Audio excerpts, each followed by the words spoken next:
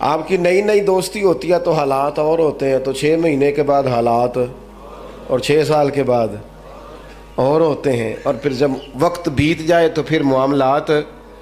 लेकिन आपको इस्तकामत दिखानी है, डटना है, खड़ा होना, मसाइल के सामने रुकना है। मसाइल से भाग जाना, नज़रें चुराना, मेरा घर में दिल नहीं लगता, मैं कहीं और रहूँगा, मैं मुल्क में नहीं रहूँगा, मैं इन रिश्तेदारों के बीच वक्त नहीं गुजारूँगा, ये अंदाज ठीक नहीं। इस्लाम ने गोशा नशीनी को नापसंद क्यों किया है? रहबानियत को नापसंद क्यों किया है? सारा कुछ छोड़ छाड़ के, हुकूक छोड़ के तन्हाई में बैठना, रहबानियत को क्यों नापसंद किया? लोगों के बीच रहो, उनकी तकलीफ़ों पर सब्र करो, उनकी तरफ से आने वाले दुखों को बर्दाश्त करो, और मैदान में रहो और डटना सीखो, और उन चीज़ों का ख्याल। आप देखें ना, कुरान मजीद का एक मकाम ऐसा है जिसमें अल्लाह ताला ने ना हुजूर को गुंजाइश दे दी। यानी हमें अगर गुंजाइश मिल जाए, करो चाहे ना करो, तो फटाफट लोग गुंजाइश पे अमल नहीं करते। भाई नफल चाहे बैठ के पढ़ लो, चाहे बैठ के पढ़ना था ना तो सारे बैठ के ही पढ़ते हैं, इल्ला माशाअल्लाह थोड़ों को छोड़ के। मिसवाक ना मिले तो चलो उंगली इस्तेमाल कर लो, मिसवाक ना हो तो अब क्या होता है? ज़्यादातर उंगली इस्तेमाल कर लेते हैं। हम गुंजाइश पे जल्दी अमल करते हैं।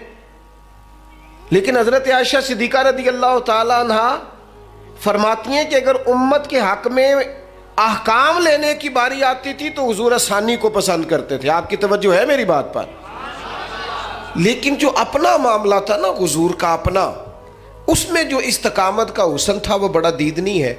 अल्लाह ताला ने ना नबी पाक अलैहिस्सलातु वस्सलाम को फरमा दिया कि इन्नल्लज़ीना कफ़रू सवाउन अलैहिम आ अनज़रतहुम अम लम तुनज़िरहुम ला युमिनून। मेरी तरफ देख रहे हैं आप? फरमाया महबूब, बेशक जिनकी किस्मत में कुफर है, आप उन्हें डराएं या न डराएं वो ईमान नहीं लाएंगे, उन पर बराबर है। आप उन्हें डराएं चाहे ये वो लोग हैं जिन्होंने इतना कुफर किया है कि अब अल्लाह ने इनके दिलों पर मोहर लगा दी है। अब आप डराएं न डराएं, सवाउन अलैहिम, उन पर बराबर है। सहाबा ने हुजूर से पूछा, या रसूलल्लाह, आपको अल्लाह ताला ने कह दिया है कि ये जो पक्के काफिर है ना, जिनकी किस्मत में कुफर है, जिन्होंने अपने हक में मोहरें लगवा ली हैं, अबू जहल है, अबू लहब है, आपको इजाज़त है इनको डराएं चाहे? तो हुजूर क्या करना है? तो नबी करीम अलैहिस्सलातु वस्सलाम ने पता क्या फरमाया? फरमाया मुझे मेरे रब ने रोका नहीं, और कहा सवाउन अलैहिम, उन पर बराबर है। मुझे डराने का अजर मिलेगा, लिहाजा मैं इन्हें डराता ही रहूँगा। हुजूर पैगाम हक देते ही रहे, नबी पाक अलैहिस्सलाम पैगाम दीन देते ही रहे, और हुजूर ने पहले दिन जो नारा लगाया था ना, दीन में आ जाओ, वही नबी पाक अलैहिस्सलाम का नारा हमेशा मौजूद रहा। हुजूर ने सहाबा से फरमाया कि जब तुम मैदान में चले जाओ, जंग में आमना सामना भी हो जाए, सफ़ बंदी भी हो जाए, तलवारें नियाम से बाहर भी निकल आए, फिर भी पहले लोगों को दावत दीन देना। अगर कलमा पढ़ लें तो फिर हमारा उनके साथ कोई झगड़ा, इधर देखें जी, फिर हमारा उनसे कोई झगड़ा। अपनी ज़िंदगी में इस्तकामत पैदा करें, मजबूत रहें। हमारे बच्चे नौजवान एक काम शुरू करते हैं, 6 माह के बाद दूसरा शुरू कर लेते हैं, फिर अगले 6 माह के बाद उनका प्रोग्राम कोई और बन जाता है, फिर 2 साल गुजरते हैं तो कहते हैं मैं इतने काम ही नहीं करना, मैं बाहर जाना। ओ भाई तू कहीं ठहर तो सही। अगर बंदा इस्तकामत से करे ना, मेरे अब्बा जी कहा करते थे, ओ वट्टा भी किले प्यार होवे तो भारा हो जाता है, और शर्त ये है कि कहीं ठहरे तो सही ना, उसके साथ भी मट्टी आके थोड़ी थोड़ी लग जाती। ज़िंदगी में इस्तकामत एक सबक। दूसरी बात ये, इस्तकामत किसको नसीब होती है? जो बंदा बुर्दबार हो, हलीमुत्तबा हो, जल्दबाजी ना हो तबीयत में, कोई ठहराव हो, कोई सुकून हो। हमारे यहाँ ना लोगों को जल्दी बड़ी जल्दी है, अमीर होने की भी जल्दी है, बड़े होने की भी जल्दी है, और बाज़ लोग ऐसे हैं जिनको अभी 6 महीने नहीं हुए नमाज शुरू की, उन्हें वली बनने की बड़ी जल्दी है। वो कहते हैं मैं पूरा साल हो गया पीर साहब के पास आना, अभी तक कामिल वली क्यों नहीं बना? ओ भाई तू ठहर जा, थोड़ी सी ना तबीयत में हलीमी हो, बुर्दबारी हो, मिजाज में ठहराओ। जितना आप, अच्छा जिन कामों में जल्दी का हुक्म है उनमें जल्दी करते नहीं। हुजूर अलैहिस्सलाम ने फरमाया नमाज का वक्त हो जाए तो अदा करने में जल्दी करो। किसी का कर्ज देना हो, पैसे मुयस्सर आ जाए तो अदा करने में जल्दी करो। नबी पाक अलैहिस्सलाम ने फरमाया बच्ची और बच्चे का मुनासिब रिश्ता मिल जाए तो फिर शादी करने में जल्दी करो। और चौथे नंबर पे फरमाया अगर किसी का इंतकाल हो जाए तो उसे दफन करने में यहाँ जल्दी का हुक्म है। बाकी हलीमी, बुर्दबारी, ठहराओ, करार, अगर आप जल्दबाजी करेंगे ना तो आप तल्ख भी हो जाएंगे, बेकरार भी हो जाएंगे, बेसुकून भी हो जाएंगे। और जल्दबाज आदमी का वकार भी खराब होता है, महसूस होता है कि यार ये बंदा किधर निकल गया। जल्दबाज ना बने, हलीमी, ठहराओ, सुकून, इत्मीनान जिंदगी में पैदा करें। कुछ चीज़ें ऐसी हैं जो सिर्फ वक्त के साथ ठीक होती हैं, सिर्फ टाइम गुजरने से ठीक होती हैं। कुछ लोग ऐसे होते हैं जिनका ज़हन सिर्फ वक्त के साथ आपके हक में तब्दील होगा।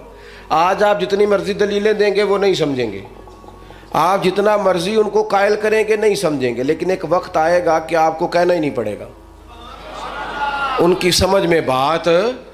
कुछ लोग ऐसे थे जिन्हें हुजूर ने शुरू ऐलान नबूवत में कहा था कलमा पढ़ लो, लेकिन उनकी आंखें फतेह मक्का पे जाके खुली तो अल्हम्दुलिल्लाह ठीक हो गया। आ जाए मेरे अजीज, अपनी जिंदगी में हलीमी, बुर्दबारी, ठहराओ। वो मुर्गी भी जब तक जम के ना बैठे, अंडों से बच्चे निकलते, उसे भी कुछ दिन डट के बैठना पड़ता है। अगर ठहराव ही नहीं होगा, करार ही नहीं होगा। कबीला अब्दुल कैस का वफ्द आया था हुजूर की बारगाह, कुछ लोग दौड़ के आ गए ज़ियारत करने के लिए, लेकिन जो उनका सरदार था ना,